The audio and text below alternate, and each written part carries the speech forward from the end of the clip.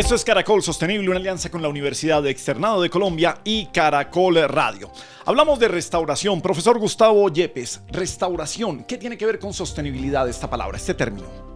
Gabriel, desde los 90 han comenzado a revisar algunos elementos que traten de contribuir un poco más que el desarrollo sostenible. El desarrollo sostenible para algunos es un oxímoron, para otros es solamente la reducción del impacto y otros comienzan a creer desde el 94 y especialmente desde este nuevo siglo, como un señor Ries, que necesitamos tener un desarrollo que sea regenerativo, que permita restaurar o incluso regenerar la situación actual del ecosistema y el medio ambiente debido a la actividad humana. Entonces creo que es como una oportunidad para hacer un pequeño ajuste adicional.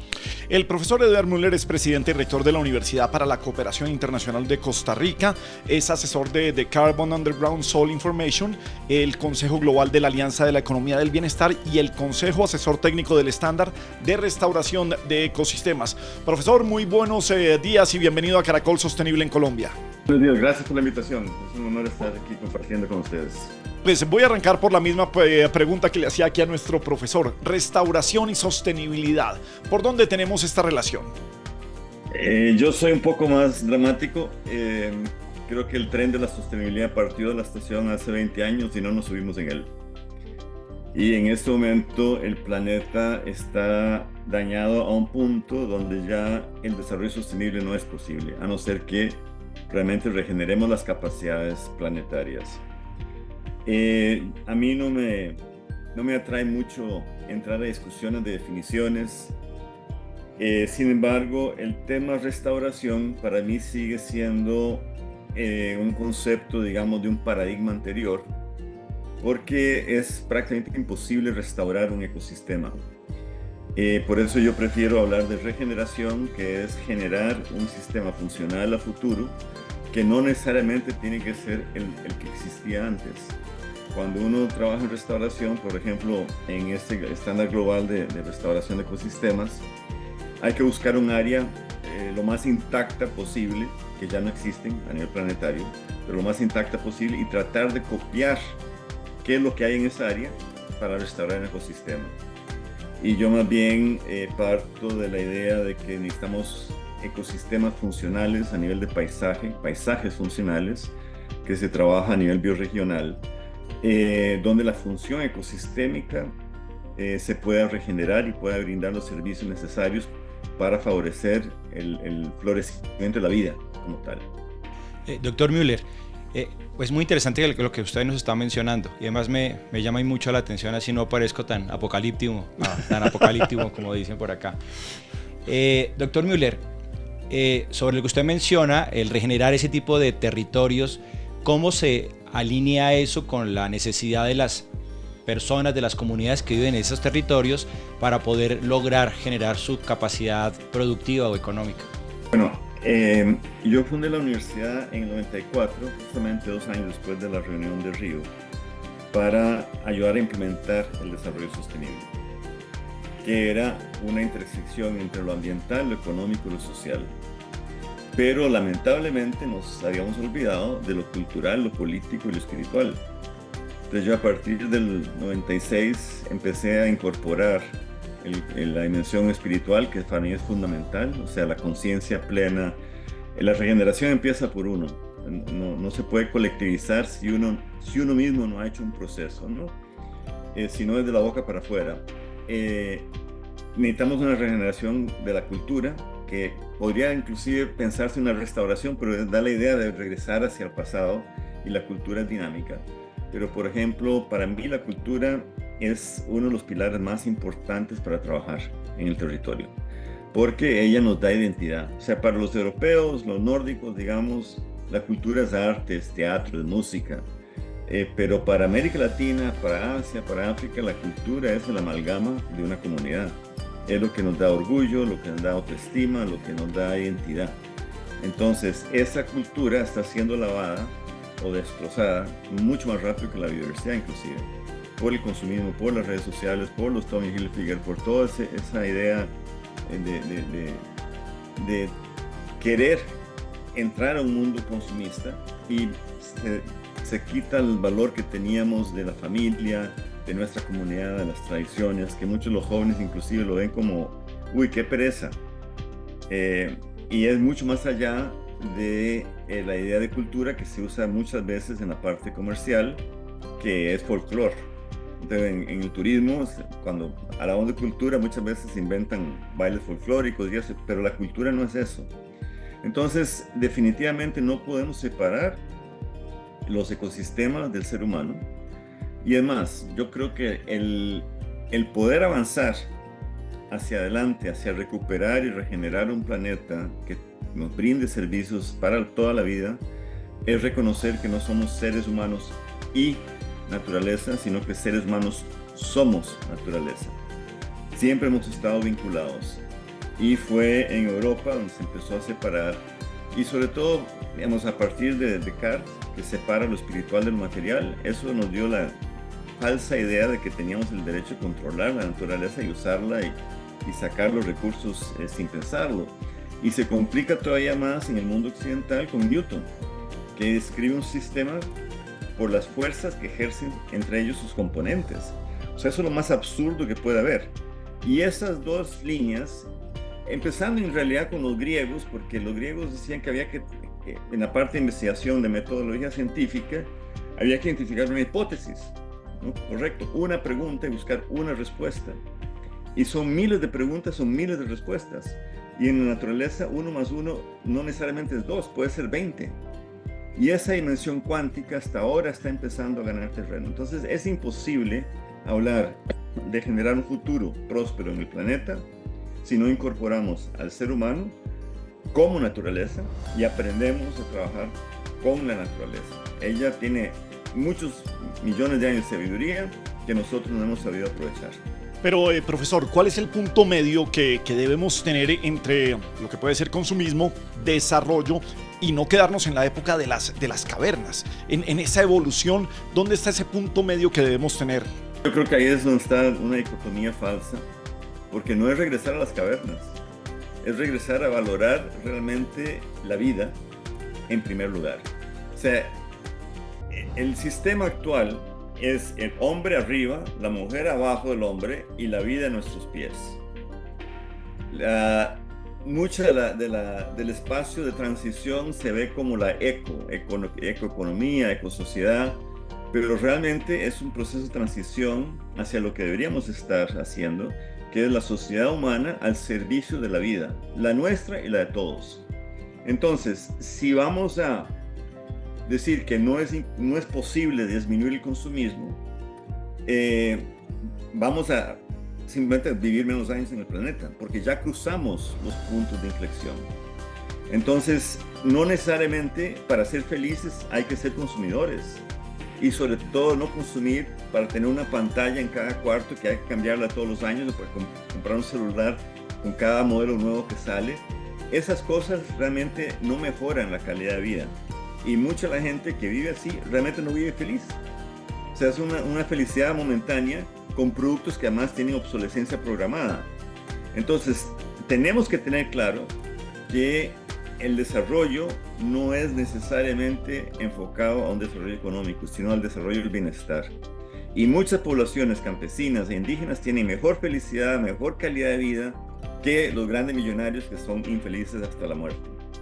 Doctor Müller, y sobre ese tema del desarrollo regenerativo, ¿qué ejemplos se pueden encontrar en el mundo? ¿Cómo podemos, digamos, tomar como experiencias interesantes para analizarlas y abordarlas? Busque Colombia Regenerativa. Hay un movimiento fuerte naciendo en Colombia. Costa Rica Regenerativa la lanzamos en el 2018. Colombia Regenerativa creo que ya fue en el 2019. Hay México, está Chile, hay Argentina, está Uruguay. Hay varios países que ya tienen movimientos de regeneración. Y de hecho hay una alianza que se llama Puente, que tiene ahora 400 personas vinculadas a temas regenerativos, intercambiando todos los días.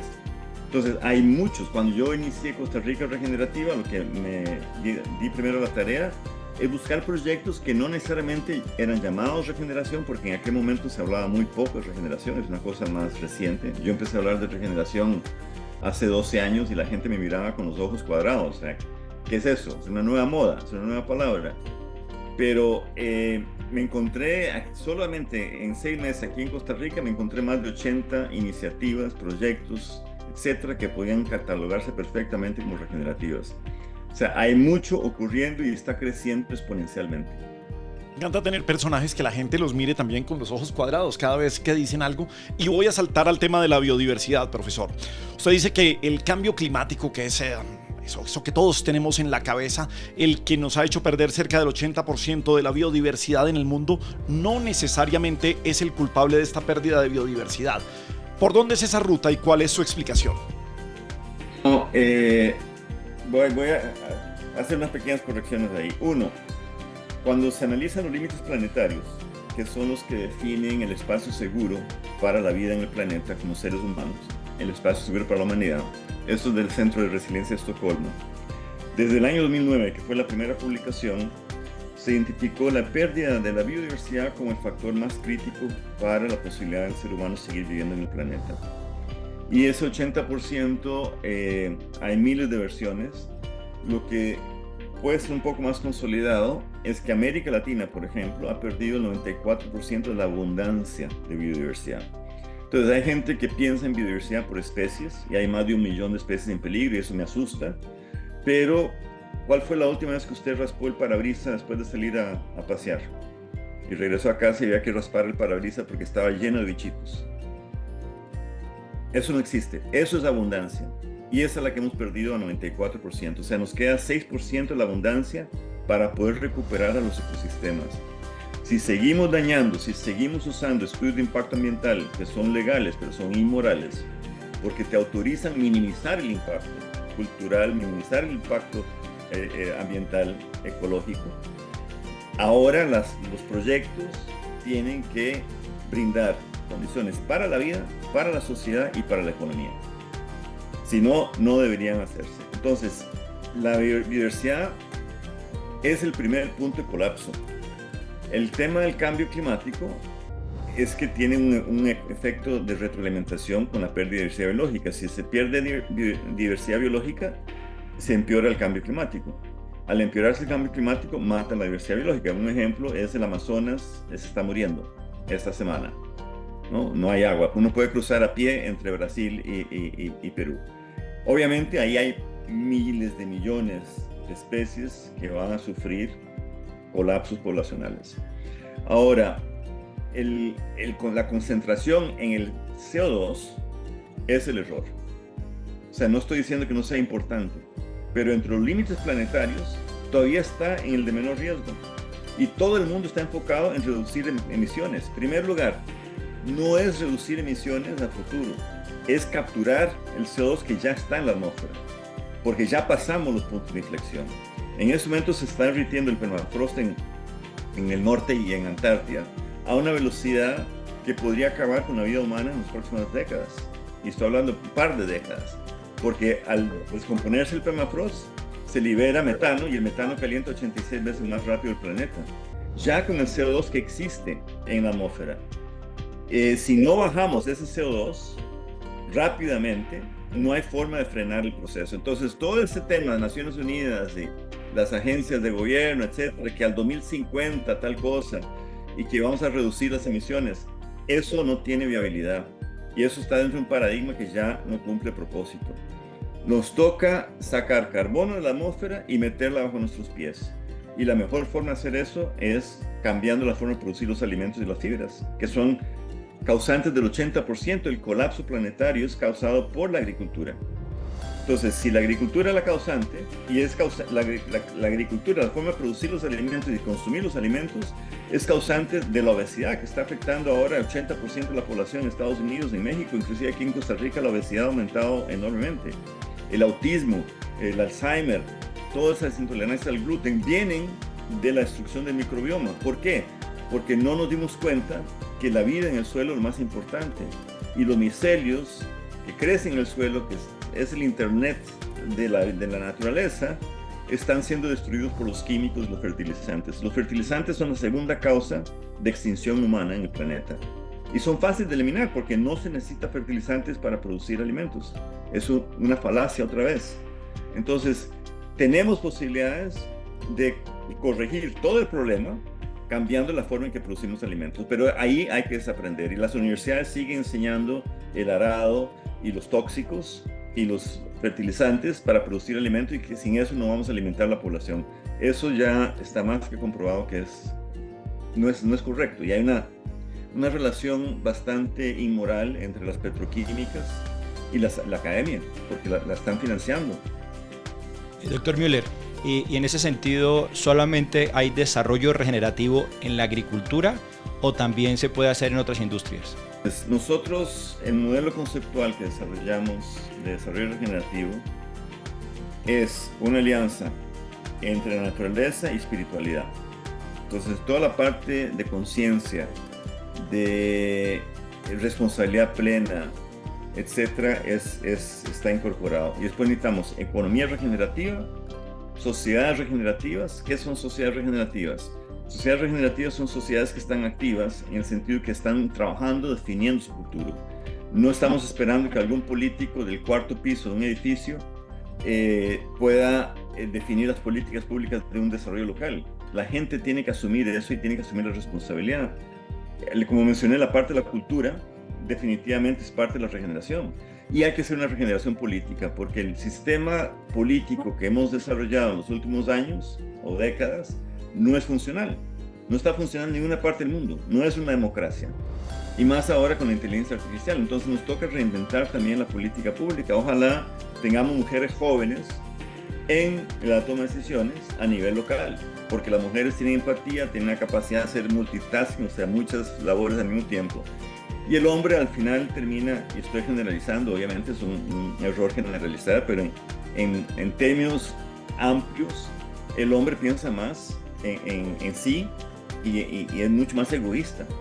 Entonces, la toma de decisiones por gente de pelo blanco o pelo amarillo, peor, debería estar siendo eliminada, y deberíamos meter jóvenes que tienen empatía, que tienen más posibilidades de desaprender de un modelo que el desarrollo lo basamos en el PIB. Yo le digo Producto Interno para Brutos, porque el PIB nunca tuvo relación con desarrollo. No hay correlación alguna entre PIB y desarrollo. El PIB lo que mide es flujo de dinero. La guerrilla en Colombia aumenta el PIB. Doctor Müller, y sobre el concepto de estado estacionario o de crecimiento, ¿qué opina? ¿Qué tan cercano está el desarrollo regenerativo a este tipo de teorías? Yo creo que cuando uno habla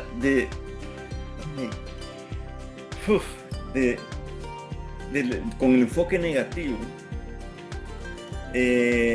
la gente no lo va a comprar. Entonces, no hay necesidad de hacer un decrecimiento, porque decrecimiento no es cambiar el consumo. Yo no necesito un iPad nuevo cada año. No lo necesito para vivir con calidad de vida. Entonces, realmente podemos avanzar en un mayor bienestar humano. ¿Por qué no valoramos el desarrollo basado en la felicidad como lo hace Bután? O basado en el acceso a la educación, salud y placer, en vez de usar un valor económico que no representa para nada el desarrollo. Si empezamos a medir el desarrollo en bienestar humano, ¿qué te importa más? ¿Tener salud, felicidad y familia, o vivir encerrado con todos los electrónicos que tengas a tu disposición? ¿Qué es más felicidad? Entonces, hemos asumido que la felicidad es ese consumismo, y ahora tenemos que desacelerar el consumismo. No, si cambiamos la conciencia, por eso el tema espiritual, sí. Si la gente se vuelve más consciente, no necesariamente va a seguir consumiendo de la forma que consume. Y producir los alimentos a nivel local, ¿qué importa si no tengo kiwis todo el año? ¿No? Puedo vivir con otros alimentos y recuperar la agrobiodiversidad que nuestros abuelos tenían. 500 productos usábamos antes, o 12.000 productos hemos usado durante el desarrollo del ser humano. Y hoy el 95% de los alimentos viene de 15 plantas y 7 animales. O sea, cuando nuestros ancestros, todavía nuestras abuelas, tienen el historial de esa gran agrobiodiversidad. Y eso genera identidad, genera desarrollo local, porque es inclusivo para toda la gente, no se deja a la gente fuera.